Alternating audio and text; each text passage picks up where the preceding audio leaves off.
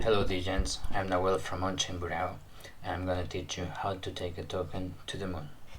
First of all, we are Onchain and we launch a token every day or every week. So if you really want to understand what's behind the scenes, this is the video for you. I would say that the launch is divided in 3 steps. The pre-launch stage, although not all of the launches have a pre-launch stage, we will get into that later. The launch day, and then the post-launch day, which I call it the marketing flywheel, which not necessarily is always like this. Here we are talking about how a decent launch should be structured. There's many different structures for a launch. Sometimes instead of having just a pre-launch, you're not gonna go with the pre-launch, you're just gonna launch and then you're gonna skip this part. This is normally what rug pullers do. They create coins every hour and then they go to the next one. This is one of the easiest way to detect that a coin is a rug pull is when they are skipping the pre-launch stage, or you don't really know if there's gonna be a marketing flywheel because you will be wrecked by then, no?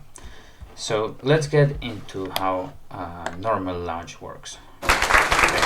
In this series, we are only going to showcase how an actual launch works. I don't want to explain you how to do a rug pull. There's many people already that show you how to do this, and it's pretty simple. To be fair, you just skip some of these steps and you have a rug pull instead of a normal token launch.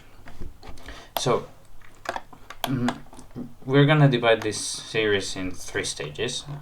Today and for the coming week, since I have to launch a token, we're gonna focus on the pre-launch stage. Okay, so this episode we're gonna focus on these 2 things: the narrative and the strategy. How do we choose the narrative? Okay, first of all, we have to understand what type of launch we are doing. Is our objective to exploit a liquidity catalyst? Is our objective to let's say, is it right after an Elon Musk tweet? Is it going to be a meme coin? Is it going to be an actual project? Because sometimes the token's objective shouldn't be just to make a token and make money. Normally, a token, it works like a stock, in my opinion.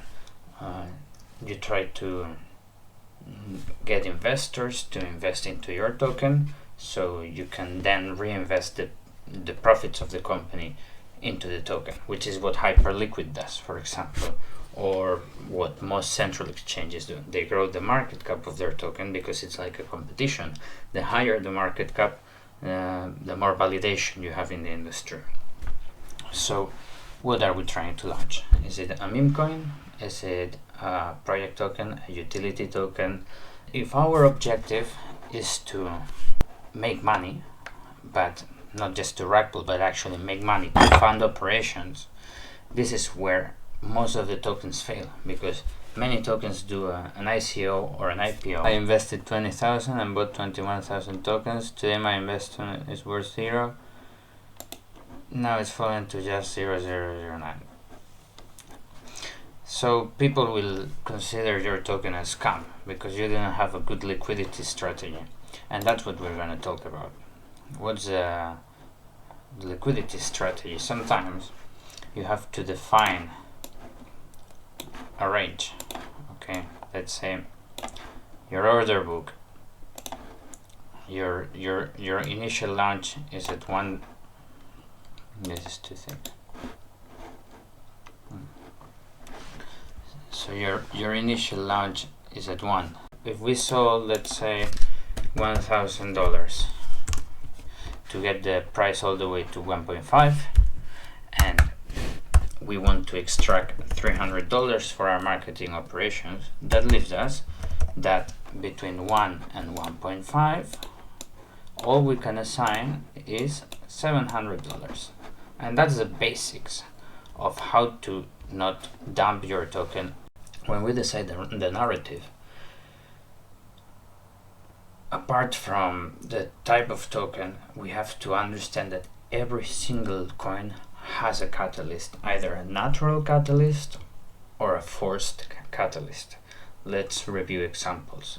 Recently there was a Solana bridge made by Coinbase, so there would be shared liquidity between Sol. You could bridge into EVM in Base. So all the exchanges in Base, they gained a lot of traction and attracted lots of liquidity flow. Therefore, that was a good catalyst, and it was a good day to launch a coin that could be a Base DeFi decentralized exchange.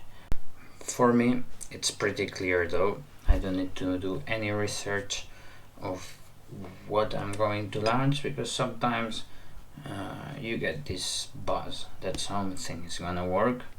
I've seen a lot of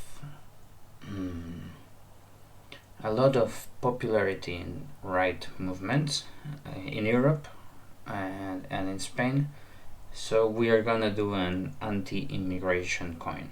I think this narrative is very likely to get holders and get sympathizers to buy into the coin.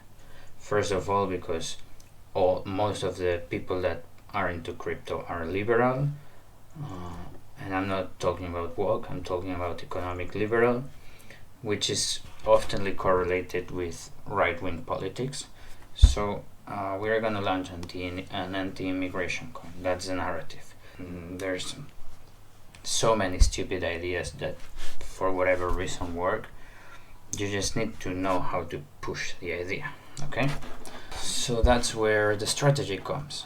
What is our risk appetite? There's different ways to manage a launch. Okay, if you're bootstrapping and you have the tools yourself, then you don't need too much money up front.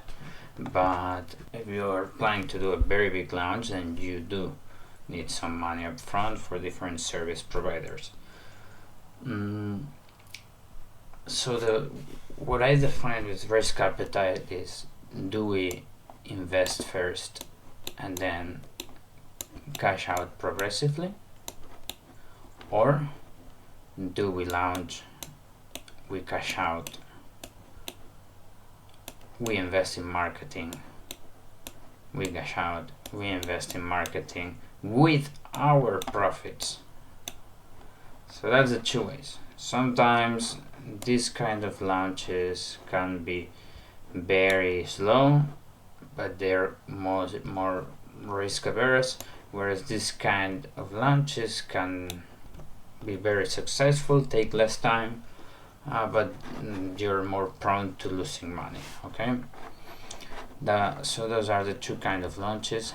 And then finally we have to understand where our holders are going to come from.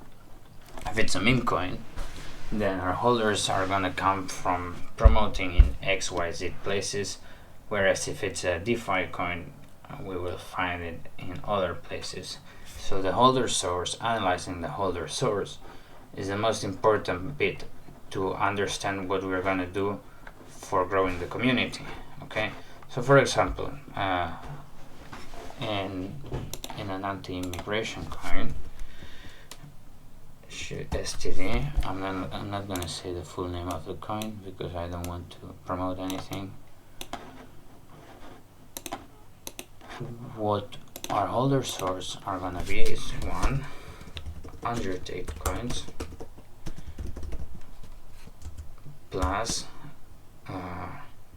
right-wing politicians such as Donald Trump coins,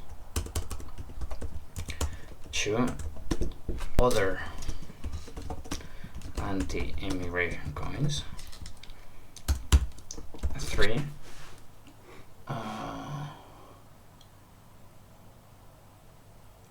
well, since it's a meme coin, we can talk about general channels like Pump Fund, Moonit, etc. we might find it harder to, for example, get holders in CoinMarketCap, because all of these coins are already bigger projects, and the kind of investor that looks for meme coins, they're generally in Twitter, Telegram, you can even do some Instagram. So these are gonna be our main channels for promotion and to get holders for our coin. So once we have analyzed the strategy and the narrative, we can go ahead and think about the branding. Since it's a meme coin, we want to make it look like a meme. We don't want to sound too harsh against immigration, because it wouldn't work out. We need to make it funny. So we have to understand, I wouldn't recommend going for some AI generated image. Something like this can work. So yeah, we have to be very clear whether we are a serious project or a meme coin, and as such we just have to focus on that. I'm not trying to cross serious branding with a meme coin project. Now, the other thing that a meme coin project needs is a public person, a spokesperson. It's very important to have someone very active on Twitter with a strong personality, the main shiller that everyone follows, or maybe 2 or 3. So for this you can either hire a crypto Twitter's KOL, or you can have one trustworthy person by your side that has a strong personality. This usually always works. I remember I used to work with Brokey Inu. This guy was on, I don't know if there's gonna be any bias. Yeah, this coin, wow, 1 year ago already. So this guy would do like a streak of 200 Twitter live streams in a row. Wow. And it really went well. You just need a very strong personality. I remember we were talking around here, and then the market cap, let's see how much we reach. And a strong personality does a lot. This guy didn't do anything too sophisticated. All he did was being active on Twitter every single day, making a Twitter space and having a good personality. That's it. If you enjoyed this video, feel free to leave a like, and we will keep going with the series. The next thing I'm gonna do is just record myself executing each of the steps. There will be more interesting steps than others, especially depending on what you're interested in. Maybe you're not gonna find the website so interesting compared to the launch day, but I'm pretty sure you will find the bot networks very interesting. So stick with me.